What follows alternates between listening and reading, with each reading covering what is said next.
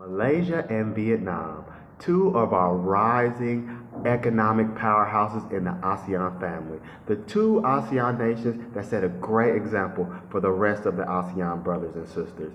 But the economic factors that are driving the growth of these two nations could not be more different. And you should know the difference because it is very important. And that is what I'm going to explain today. Hello everyone, it's Asean Anthony. And in this video, Malaysia, Vietnam, proud, strong, and winning. Since COVID, both Malaysia and Vietnam have been growing very, very fast.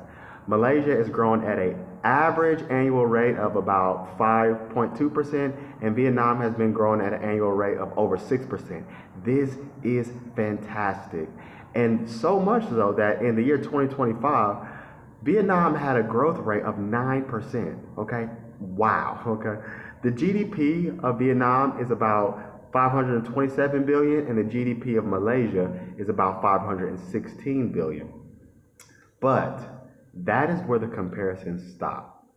First, let's talk about Malaysia. What is driving Malaysia's growth? Well, AI infrastructure, semiconductors, electronic manufacturing, not assembly, and just a general Johor tech boom. Okay, if you don't know what Johor is, it is an area of Malaysia that's next to Singapore, which is also very important. Now, Malaysia has a rich ASEAN brother named Singapore. Okay, they're right next door to each other. So this economic spillover effect is very important for their economy. Now, Malaysia only has 33 million people. Vietnam has over 100 million people. So the GDP per capita in Malaysia is far higher, such that the average Malaysian person is 3 times richer than the average Vietnamese person. Also, the currency in Malaysia, called the ringgit, is significantly stronger than the Vietnamese dong. And this is because the government of Vietnam purposely keeps their currency weak because they have more export-driven economy. And also, Malaysia, remember, Malaysia is not an export economy. That is not where they make their money. They're making their money in technology, okay? More of a service-based industry. Now, let's compare that to Vietnam. Now, what's driving Vietnamese growth? Well, export growth, manufacturing, and FDI, foreign direct investment. But the truth is, what's really growing Vietnamese growth is the fact that people just want to get away from China. Now, in Vietnam, they actually don't make products. They assemble products.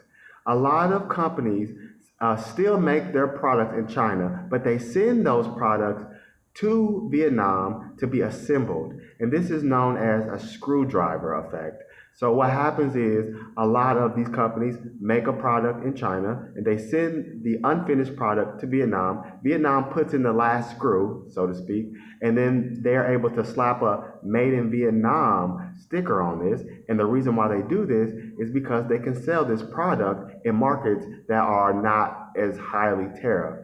People are trying to diversify away from China. They're not trying to diversify into Vietnam.